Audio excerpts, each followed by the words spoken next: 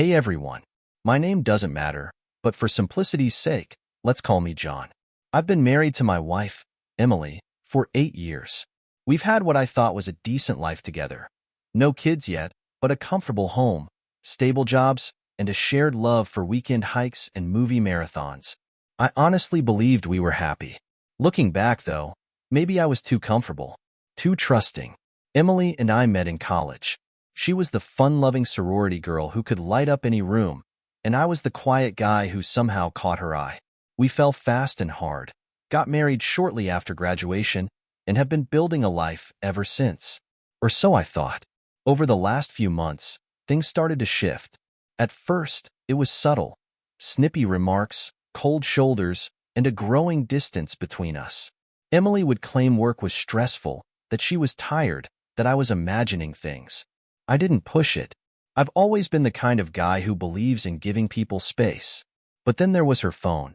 She started guarding it like it held state secrets. She'd keep it face down during dinner, take it with her to the bathroom, and would get visibly irritated if I so much as glanced at the screen when it buzzed. I told myself it was nothing. After all, Emily was Emily, outgoing, chatty, always texting her friends. Why would I assume otherwise? Yet, there was this gnawing feeling in my gut that I couldn't shake. It's crazy how you can go from thinking you're living your dream life to wondering if it's all been a lie. Little did I know, the truth was about to hit me like a freight train. One night, Emily fell asleep on the couch while we were watching TV. Her phone buzzed, nothing unusual. But this time, she'd forgotten to put it on silent or flip it face down. The screen lit up, and there it was, a notification from a contact labeled Ryan glowing star. Now, I'm not the jealous type. Emily has plenty of male friends, and I've never had a reason to question her loyalty. But the star emoji? That was new. The message wasn't anything incriminating at first glance. Hope you're dreaming about me. Can't wait until tomorrow. My heart stopped. I sat there, staring at the screen, replaying that sentence over and over in my head. My stomach twisted, and my hands started to shake. It was late, and my mind raced with a million thoughts. Who the hell was Ryan? And why would he send her something like that?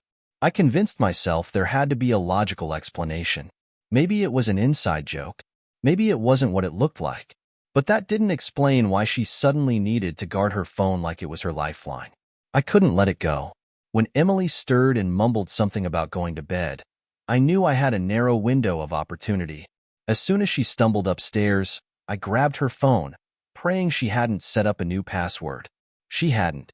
What I found made my heart sink. The messages were endless. Flirty texts, inside jokes, pet names. But it wasn't just the words, it was the pictures. Selfies of Emily in outfits I'd never seen. Some of her in bed, makeup perfect despite claiming exhaustion from long days at work. Pictures of Ryan, too, with captions like, counting the hours. There were plans for meetups, details of lunches she never mentioned, late nights, working overtime, and even references to a weekend I'd spent out of town visiting my brother. Worst of all, explicit messages, ones that left no doubt about what was happening. I felt physically ill reading the words she wrote to him. The same woman who once looked me in the eye and promised me forever. I sat there in disbelief, the weight of it all crashing down on me. The Emily I thought I knew was a stranger. And Ryan wasn't just some random guy. He was a coworker, a name I'd heard in passing, someone I never gave a second thought to. The betrayal was staggering. But I wasn't ready to confront her just yet. I needed to understand the full scope of what I was dealing with. And I needed a plan. I didn't sleep that night. I couldn't. Every time I closed my eyes, I saw those messages. Her words, her pictures, they were seared into my brain. By the time the sun rose, I was running on adrenaline and fury. But I forced myself to stay calm. If I went into this guns blazing, I wouldn't get the answers I needed. Emily came downstairs that morning like it was any other day. She kissed me on the cheek, asked me if I wanted coffee, and started making breakfast. The casual normalcy of it all was nauseating. I waited until she sat down with her coffee before I spoke. "Who's Ryan?" I asked, my voice as steady as I could manage. The change in her expression was instantaneous. Her smile faltered, and she froze mid-sip. She looked at me, her eyes wide, before quickly recovering. What are you talking about? Ryan, I said again, more firmly this time. You know, the guy you've been texting about dreaming of you? The one you can't wait to see? Her face went pale. For a split second, I thought she might faint. Then she did what I should have expected. She lied. That's just a friend from work, she said, her tone defensive. We're just joking around. It's nothing. I could feel my blood boiling. Nothing? Joking around? Emily, I saw the messages. Don't insult me by pretending it's nothing. She slammed her coffee cup down, her calm facade cracking. Why were you looking at my phone? I laughed bitterly. Are you seriously making this about me invading your privacy? After everything I saw, that's your angle? She looked away, her jaw tight. I don't know what you think you saw, but it's not what you're imagining. I couldn't believe what I was hearing. So the explicit texts, the meet-up plans, the pictures, they're just my imagination? For a moment, she didn't say anything. Then, as if she'd flipped a switch, she started crying. But the tears didn't move me. They felt calculated, like a performance. I didn't mean for it to go this far, she said, her voice trembling. So you admit it, I said, my voice cold. She nodded, her face buried in her hands. It's not what you think. I didn't sleep with him. We just talked. Flirted. It was stupid. I was stupid. I leaned back in my chair, disgusted. Don't lie to me, Emily. I saw enough to know you've been sneaking around for months. And don't tell me it wasn't physical. You don't send those kinds of messages to someone you're just talking to. She looked up at me, her eyes wet with tears. I don't know what to say. I didn't want to hurt you. Didn't want to hurt me? I snapped. Emily, you didn't just hurt me. You shattered everything. Our marriage, our trust, our entire life. It's all gone because of you. Her tears turned into anger. You don't understand what it's like. I've felt so invisible lately, like I'm just a fixture in this house. Ryan made me feel seen. I stared at her, incredulous. Seen? I've been here the whole time, Emily. Supporting you, loving you. If you felt invisible, why didn't you talk to me instead of crawling into someone else's arms? She didn't answer. She just sat there, sobbing, while I sat across from her, wondering how the hell we'd gotten here. I'm done, I finally said, standing up. Her head snapped up. What do you mean, done? I mean, I'm done with you. With this marriage. With your lies. I'll figure out the logistics later, but I can't be in the same house as you right now. She tried to grab my arm as I walked away, but I pulled free. John, please. We can fix this. I turned back, my voice ice cold. Fix what, Emily? The life you torched? The trust you destroyed?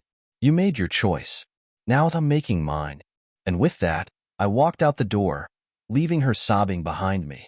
Walking out the door felt like ripping off a bandage, only to discover the wound underneath was deeper than I ever imagined. The moment I was outside, the anger began to fade, replaced by a crushing sense of loss. This wasn't just some fight we could work through. This was the end of the life I thought I had. I drove aimlessly for hours. I couldn't go to work. I wasn't in any state to face people. Instead, I parked at a quiet overlook outside town and stared at the horizon, replaying everything in my mind. Emily's excuses, her tears, her audacity to make it about how she felt. I wanted to scream. Eventually, I called my best friend, Matt. He's the kind of guy who always knows what to say, or at least when to shut up and just listen. Hey man, I said when he picked up, trying to keep my voice steady. You got a minute? Always, he said. What's up? I hesitated, then spilled everything. The texts, the confrontation, the way Emily tried to downplay it. When I finished, there was a long silence on the other end of the line. John, Matt finally said, his voice firm. You did the right thing walking out. I know it doesn't feel like it right now, but trust me, you're better off knowing the truth than living in a lie. Yeah, I muttered, though I wasn't sure I believed it. You need a place to crash tonight? He asked. I thought about it, then shook my head, even though he couldn't see me. Thanks, but I think I just need some time to process this on my own. Matt didn't push. All right, but if you change your mind, you know where to find me. I hung up and sat there for what felt like hours, staring at my phone. Part of me wanted to call Emily, to demand more answers, more explanations. Another part wanted to block her number and never hear her voice again. Instead, I sent her a single text. I need time. Don't contact me. Her reply came almost immediately. Please, John, let's talk about this. I love you. I turned off my phone. That night, I checked into a cheap motel on the edge of town. The room smelled like stale cigarettes, and the sheets looked like they hadn't been replaced in a decade, but it didn't matter. I wasn't there for comfort. I just needed somewhere to collapse. But sleep didn't come. Every time I closed my eyes, I saw her, laughing with Ryan, sending him pictures from our bed, telling him things she used to say to me. I felt like I was losing my mind. By morning, I knew one thing for sure. I couldn't keep this bottled up. The weight of it was too much to carry alone. So, I called my sister, Lisa. Lisa's always been my rock. Fierce, loyal, and brutally honest. When I told her what had happened, she was livid. That bitch, she spat. After everything you've done for her, she doesn't deserve you, John. Hearing her anger was oddly comforting. It made me feel less crazy, less alone. You staying at the house? She asked. No, I said. I checked into a motel for now. I don't even want to see her face. Good, Lisa said firmly. Stay away from her. And whatever you do, don't let her guilt trip you into coming back. I promised her I wouldn't, though deep down, I wasn't so sure. By the time I hung up, I had made a decision. I was going to find out everything. Every lie, every detail she hadn't told me. If Emily thought she could manipulate me into staying, she had another thing coming. And that's when I decided to go through her email. I didn't waste any time. I still had Emily's email login saved from years ago when we were setting up a joint streaming account. My hands trembled as I typed in her credentials, half hoping she'd changed her password. She hadn't. Her inbox was a goldmine of evidence.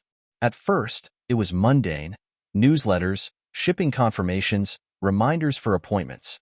But as I dug deeper, I found messages from Ryan. It wasn't just texts. They'd been emailing too. There were hotel confirmations, plans to meet during work trips, and even receipts for gifts she'd sent him. My stomach churned as I pieced it together. This wasn't some casual fling. Emily and Ryan had built a whole second life behind my back. Then I found an email that made my blood run cold. It was from Ryan, dated a month ago. Emily, I can't do this anymore. It's getting too complicated. I care about you, but I can't risk my job or my relationship. Let's end things before it gets messy, eh? Her reply was desperate. Please don't do this. I love you. We can figure it out. I'll talk to John. I'll leave if I have to. Leave. She was ready to throw away our marriage for him, and he dumped her. Suddenly, everything clicked. Her coldness, her irritability, the way she snapped at me for the smallest things. It wasn't guilt. It was rejection. She wasn't mourning what she'd done to me. She was mourning what she couldn't have with him. I felt a wave of nausea as I realized the full extent of her betrayal. By the time I finished going through her emails, I was shaking with anger. I printed out the most damning ones and packed up my things. I wasn't going to confront her just yet. I still needed to process this, but I wanted to be ready when I did. I drove back to the motel and sat on the bed, staring at the pile of evidence I'd gathered. Texts, emails, hotel receipts. It was all there, undeniable. But what was I supposed to do with it? Part of me wanted to send everything to Ryan's employer, to burn his life the way they'd burned mine. Another part wanted to confront Emily again, to shove the evidence in her face and watch her squirm. Instead, I called Lisa. Lisa, I found more, I said, my voice hollow. More what? She asked. Emails. Hotel bookings. She was planning to leave me for him. There was a long pause. Jesus, John. I don't even know what to say. Neither do I admitted. I don't know what to do. Lisa was quiet for a moment, then said, You need a lawyer. This isn't just about emotions anymore. This is about protecting yourself. She was right. As much as I wanted to confront Emily again, I needed to be smart about this. I couldn't let her manipulate me into staying or make me the villain in this story. That night, I drafted an email to Ryan. It was short and to the point. I know everything. Stay away from my wife. I didn't send it. Not yet. But just writing it felt like reclaiming a small piece of control. I didn't think I'd confront Emily again so soon, but life rarely goes according to plan. 2 days after leaving the house, she called me late at night. I'd been ignoring her texts and voicemails, but for some reason, I picked up this time. "John, we need to talk," she said, her voice strained. "About what?" I asked, though I already knew. "About us," she said. "About fixing this." I couldn't help but laugh, a bitter sound that caught her off guard. "Fixing this? Emily, you burned it all to the ground. What's left to fix?" She started crying, but I wasn't moved. I'd seen her tears before, and now I knew they weren't about me. They were about Ryan. "Please, just come home. Let's talk face to face," she pleaded. Against my better judgment, I agreed. Not because I wanted to reconcile, but because I needed closure. I needed to see her face when I laid everything out. When I arrived at the house, she was waiting for me in the living room. She looked like a mess, red eyes, messy hair, clutching a tissue like her life depended on it. For a moment, I felt a pang of sympathy, but then I remembered the emails, the texts, the hotel receipts. "Say what you need to say," I told her, keeping my tone cold. "I'm sorry," she began, her voice shaking. "I don't even know how it got this far. I never meant to hurt you." I dropped the folder on the coffee table. "Save it, Emily. I've seen everything. The texts, the emails, the hotel bookings. You didn't just hurt me, you annihilated our marriage." Her face drained of color as she stared at the folder. She didn't open it. "I don't know what to say," she whispered. "How about the truth for once?" I snapped. "You were ready to leave me for him, weren't you?" She flinched, but she didn't deny it. "That's what I thought," I said bitterly. "And the only reason you're here begging me now is because he dumped you." She started crying again, harder this time. "It wasn't like that," she sobbed. I was confused. I didn't know what I wanted. "Don't insult my intelligence, Emily," I said, my voice rising. "You knew exactly what you wanted. And it wasn't me." There was a long silence, broken only by her muffled sobs. "I don't even recognize you anymore," I said finally. "The woman I married, the woman I loved, she's gone. And whatever's left, I can't do this." "John, please," she begged, reaching for my hand. I pulled away. "It's over, Emily. You made your choice. Now I'm making mine." I left before she could say anything else. My heart was pounding, my chest tight, but for the first time in days, I felt a strange sense of relief. It was over. When I got back to the motel, I started researching divorce lawyers. The next morning, I sat in my car outside a local law office, staring at the sign that read family law specialists. My hands gripped the steering wheel so tightly that my knuckles turned white. I'd never thought I'd need a divorce lawyer. Hell, I never thought I'd be the guy whose life turned into a cautionary tale. But here I was. I finally forced myself out of the car and into the office. The receptionist greeted me with a polite smile, handing me a clipboard of forms to fill out. Every box I checked, married, no children, grounds for divorce, felt like another nail in the coffin of the life I thought I had. When the lawyer, Mr. Keegan, called me into his office, I wasn't sure where to start. "Tell me what's going on," he said, his voice calm and professional. I hesitated, then unloaded everything. The texts, the emails, the confrontation. I handed over the folder of evidence I'd printed, watching as he flipped through it with a practiced expression of neutrality. "Do you have a prenuptial agreement?" he asked. I shook my head. "We didn't think we needed one. We were in love." The words tasted bitter coming out of my mouth. He nodded. "It's common. Based on what you've shown me, infidelity would be grounds for a fault-based divorce in this state, though most divorces end up being no fault. Is she contesting it?" "I don't think so," I said. "She's been begging me to come back, but I'm done." "Good," he said, setting the folder aside. "My advice is to stay firm. If you're serious about this, we can file immediately. You have substantial evidence of infidelity, which can play a role in property division and spousal support, though it depends on the judge." His words were a lifeline, a practical roadmap through the chaos. For the first time in days, I felt like I had some control over the situation. "I'll file," I said. By the time I left his office, I had a plan. Mr. Keegan had assured me that the process wouldn't be quick or easy, but it was doable, and I wasn't going to let Emily drag me down any further. I drove back to the motel feeling a strange mix of relief and sadness. Filing for divorce felt like slamming a door on everything we built together, but it also felt like opening a new one, even if I didn't know where it led yet. Later that evening, I called Lisa to update her. "Good," she said when I told her about the lawyer. "You need to protect yourself, John. She's probably going to try every trick in the book to get you back, or to make you look like the bad guy." "She already has," I said, "but I'm not falling for it." "You're stronger than you think," she said, "and you're not alone in this." Her words gave me a sliver of hope. Filing for divorce was only the beginning. Over the next few days, the fallout from Emily's affair began to ripple through our lives. Friends and family started noticing my absence from the house, and the questions began. At first, I avoided telling anyone the full story. It felt too raw, too humiliating. But Lisa, ever the protective sibling, wasn't shy about sharing her anger. Word spread quickly, and soon enough, I was fielding calls and texts from mutual friends, all asking the same thing. What happened? I debated how much to tell. Part of me wanted to protect Emily's reputation, to keep the ugliness of what she'd done private. But another part of me, the part still reeling from her betrayal, wanted everyone to know the truth. In the end, I struck a balance. I told those closest to me enough to explain why we were separating, but I didn't go into graphic detail. It was exhausting. Each retelling felt like reopening the wound. Emily, meanwhile, was waging her own campaign.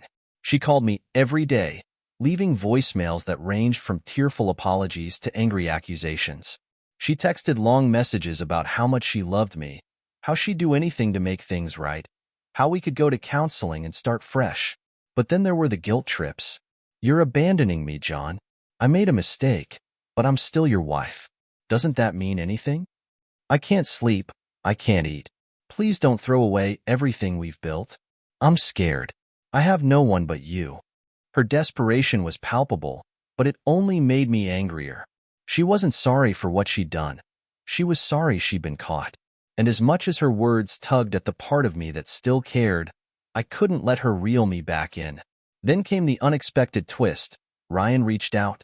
One evening, as I was scrolling through my phone, I saw a new email in my inbox.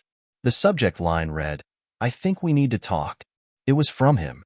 I stared at it, my heart pounding. What could he possibly have to say to me? Curiosity won out. I opened the email. "John," it began, "I'm not sure if this is my place, but I wanted to reach out and apologize.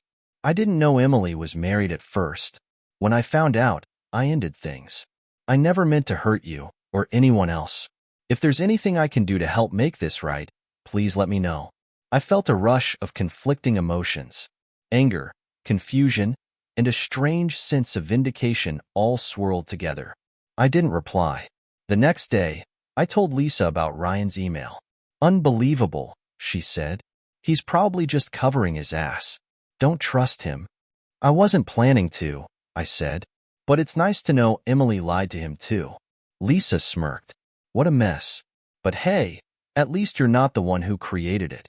The days that followed were a roller coaster. Emily's pleas grew more frantic, her voicemails increasingly unhinged. At one point, she even showed up at the motel, pounding on the door and begging me to let her in. I didn't.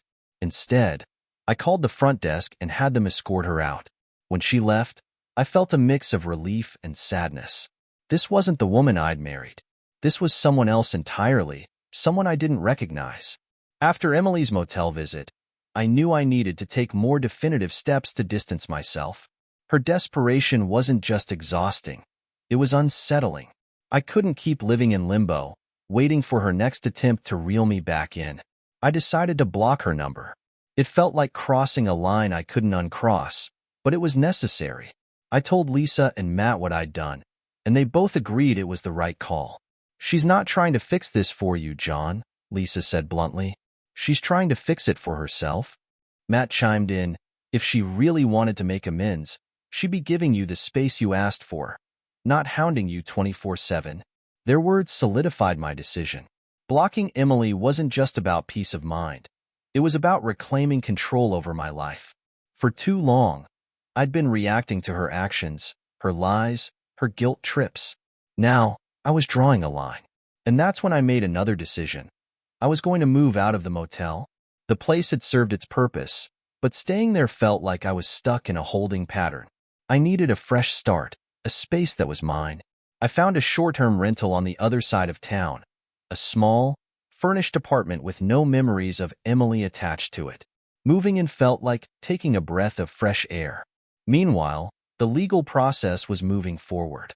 Mr. Keegan had filed the divorce papers, and Emily had been served. She called Lisa after receiving them, sobbing about how cold and heartless I was being. Lisa didn't hold back. "Are you kidding me, Emily? You cheated on him. You lied to him. You built an entire second life behind his back. And now you want sympathy? Get a grip." Emily hung up on her, but Lisa didn't care. "She's lucky I don't drive over there and tell her off in person," Lisa said when she told me about the call. "She needs to take some responsibility for once in her life." The turning point came a week later, when I received another email, this time from Ryan's girlfriend. She'd found out about the affair. Her email was angry, scathing, and full of accusations. She blamed me for not exposing Emily and Ryan sooner, claiming I'd allowed their relationship to drag on by staying silent. I was stunned. How was this my fault? I didn't even know Ryan existed until a week ago, and I'd been scrambling to pick up the pieces of my own life ever since. I forwarded her email to Lisa, unsure of how to respond. "Don't," Lisa advised. "This isn't your mess to clean up. Let her deal with Ryan. You've got enough on your plate." She was right. Cutting ties with Emily, moving into my own space, and refusing to engage with Ryan's girlfriend felt like steps in the right direction. For the first time in weeks, I felt a glimmer of hope, like maybe, just maybe, I could rebuild my life. But there was still one more confrontation I needed to face. As much as I'd like to say blocking Emily and moving into my new apartment fixed everything, the truth was far messier. The nights were the worst. Alone with my thoughts, I'd replay every moment of our marriage, analyzing every fight, every silence, every laugh. Had there been signs? Was I too blind, too trusting, too complacent? I hated myself for missing her, for still picturing her as the woman I fell in love with rather than the stranger who betrayed me. One night, after tossing and turning for hours, I did something I hadn't done in years. I called my mom. "John," she said groggily when she picked up. "Is everything okay?" "No," I admitted, my voice cracking. "I don't think it's been okay for a long time." She listened as I poured my heart out, telling her everything. Emily's affair, the lies, the way I felt like I'd failed. I expected her to be angry, to tell me how I'd let this happen or where I went wrong. But instead, she said something I didn't expect. "John, none of this is your fault." I blinked, stunned. "But No," she interrupted firmly. "Listen to me. You gave her love, trust, and loyalty. She chose to betray that. That's on her, not you." Her words hit me harder than I expected. I'd been so consumed by self-blame that I hadn't allowed myself to see the situation for what it was. "Thanks, Mom," I said quietly. She sighed. "I know it doesn't feel like it now, but you're going to get through this. You're stronger than you think." The conversation with my mom was a turning point. It didn't erase the pain, but it helped me start to see things more clearly. I wasn't the one who destroyed our marriage, Emily was. But recognizing that wasn't enough to make the hurt go away. A few days later, Lisa stopped by the apartment unannounced. She showed up with a bottle of whiskey and a box of old photos. "What's this?" I asked as she set the box on the counter. "Therapy," she said with a smirk. We spent the evening drinking, flipping through pictures of our childhood, and laughing at old memories. For the first time in weeks, I felt something resembling joy. "You know," Lisa said as she held up a photo of us building a sandcastle at the beach, "you were always the serious one, but you were also the dreamer. Don't let her take that from you." I didn't say anything, but her words stayed with me long after she left. Slowly, I started to rebuild. I joined a gym, not because I wanted to get revenge hot, but because I needed an outlet for the pent-up anger and sadness. I reconnected with old friends, some of whom I drifted from during my marriage. And I started seeing a therapist, someone who could help me untangle the mess in my head. It wasn't easy. Some days, the weight of everything still felt unbearable. But for the first time, I was starting to believe there was life after Emily. Weeks passed, and though I was making strides toward rebuilding my life, there was one lingering issue I couldn't ignore.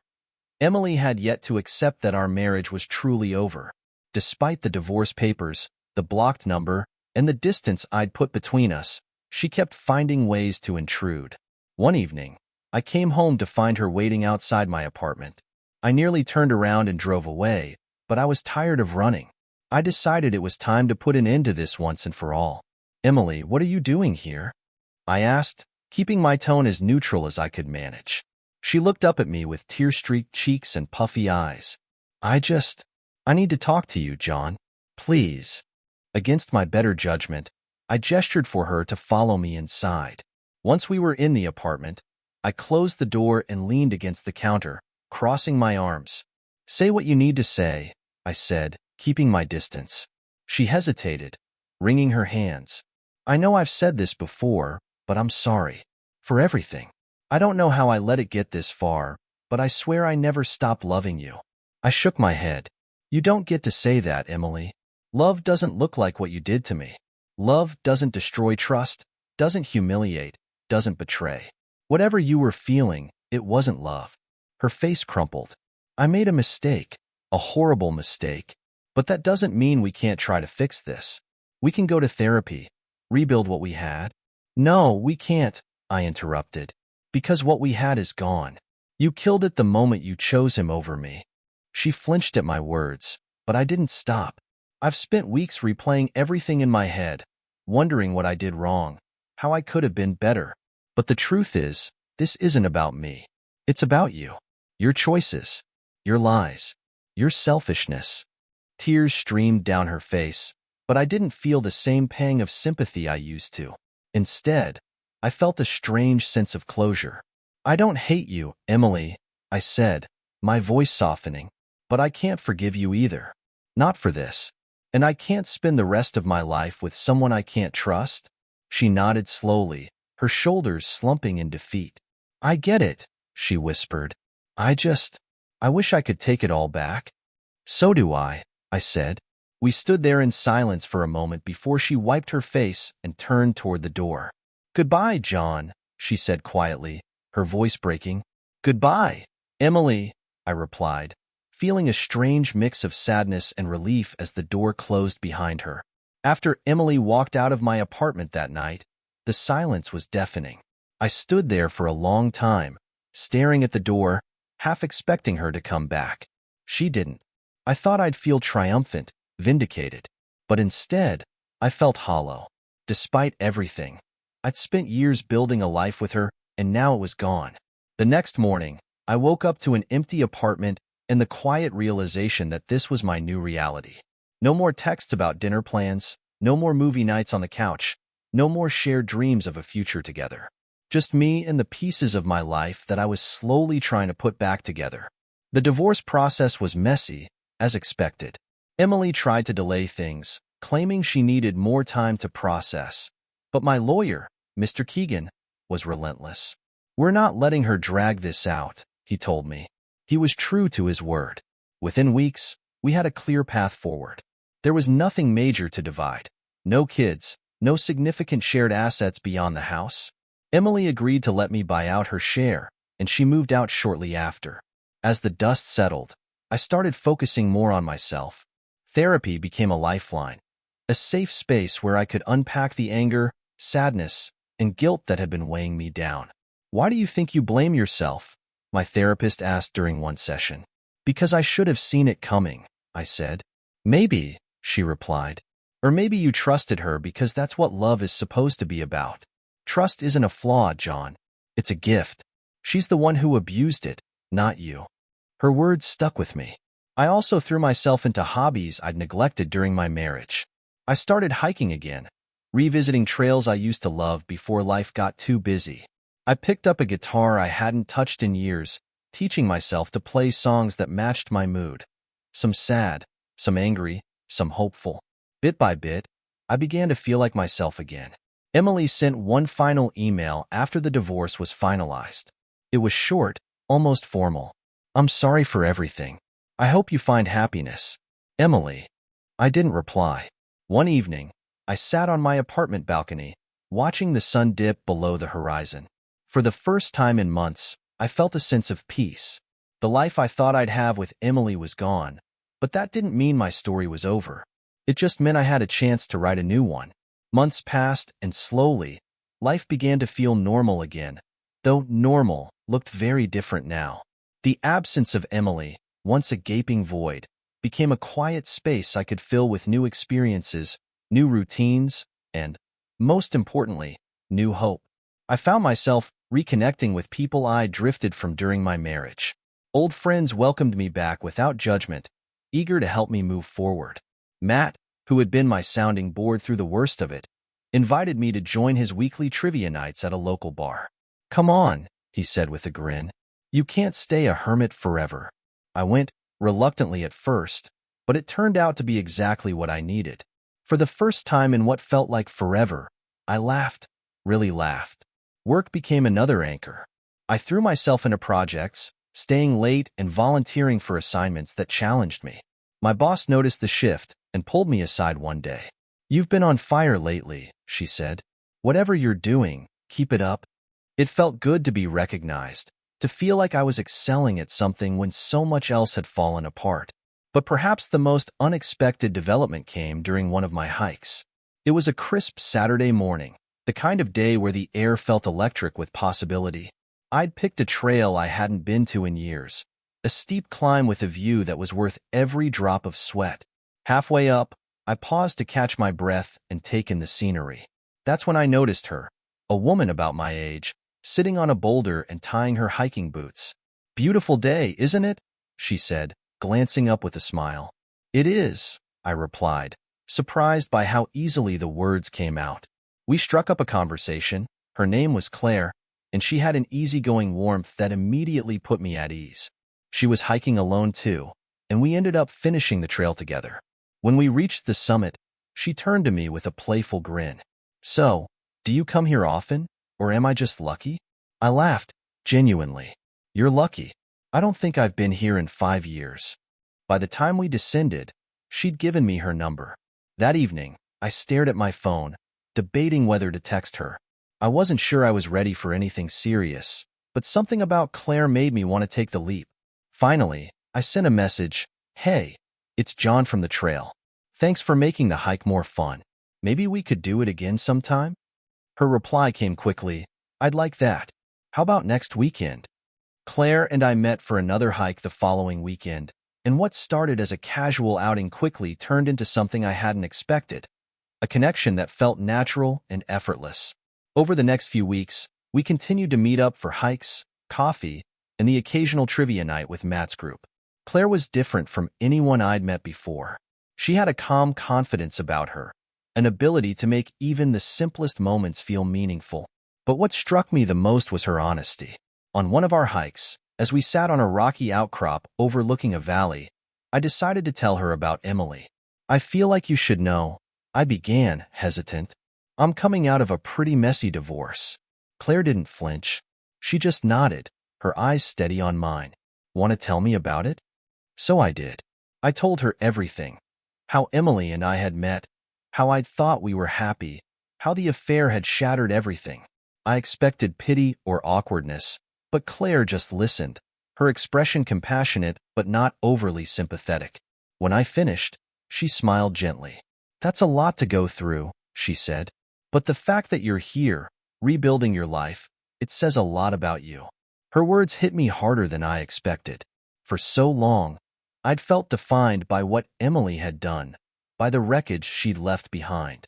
Hearing Claire focus on my resilience instead of my pain was like a weight lifting off my shoulders. "What about you?"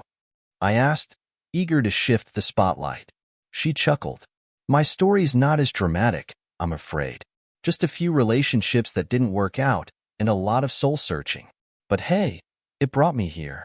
As weeks turned into months, our connection deepened. We weren't rushing into anything. We both knew the value of taking things slow, but there was an undeniable ease between us. One evening, after a particularly challenging trivia night where neither of us could identify a single 80s power ballad, Claire turned to me with a mischievous grin. "Okay," she said, "we need to fix this. Next time, we're doing karaoke. I'll teach you every power ballad you need to know." I laughed. "You sing. I'll cheer you on from a safe distance." "Oh no," she said, grabbing my arm. "If I'm singing, you're singing too. No escape." Her playful determination was infectious, and for the first time in a long time, I found myself looking forward not just to the next karaoke night, but to whatever came next. It was a quiet Sunday morning when I realized just how far I'd come. Claire and I were at a small coffee shop, her favorite spot in town, sharing a table by the window. She was reading some article on her phone, her brow furrowed in concentration, while I stared out at the bustling street. For the first time in months, maybe years, I felt a profound sense of peace. I wasn't thinking about Emily. I wasn't replaying old arguments or sifting through memories for clues about where things went wrong. My mind wasn't consumed by anger or regret. Instead, I was fully present, savoring the warmth of my coffee and the simple comfort of Claire's company. "You okay?" she asked, looking up and catching me staring. I smiled. "Yeah, I think I am." The divorce was finalized a month later. The process, while painful, had left me with a clearer understanding of what I wanted and didn't want out of life. Emily and I had no further contact after the papers were signed. She moved to a different city, leaving behind the wreckage of our marriage and, I assume, trying to start fresh. As for me, I focused on continuing to rebuild. Therapy helped me process the lingering emotions I hadn't fully dealt with: anger, sadness, and even a strange sense of relief. I learned to forgive myself for trusting too much, for not seeing the signs, for all the ways I felt I'd failed. And in time, I learned to let go of the bitterness I held toward Emily. Forgiveness didn't mean forgetting. It meant accepting what happened and refusing to let it define me any longer. Claire and I grew closer with each passing month. She brought a lightness to my life I hadn't realized I was missing. A reminder that not all relationships have to be about pain or compromise. With her, I could just be. One evening, as we sat on her couch watching an old comedy she insisted I had to see, she turned to me and said, "You know, you're kind of amazing." I laughed, shaking my head. "You have low standards." "I'm serious," she said, nudging me with her elbow. "Most people would have crumbled after what you went through, but you're here, and you're trying, and I think that's pretty amazing." Her words stayed with me. Looking back, I don't regret my time with Emily, not entirely. Our marriage taught me lessons I needed to learn, even if those lessons came at a steep cost. I learned the importance of trust, communication, and self-respect. I learned that love alone isn't always enough, and that sometimes the best thing you can do for yourself is walk away. But most of all, I learned that it's possible to start over. Life doesn't always turn out the way you plan, but that doesn't mean it's over. It just means it's different. And sometimes, different can be better. As I sit here now, watching the sunrise from my apartment balcony, I feel something I never thought I'd feel again: hope. For the first time in a long time, I'm looking forward instead of back. And I think I'll be okay.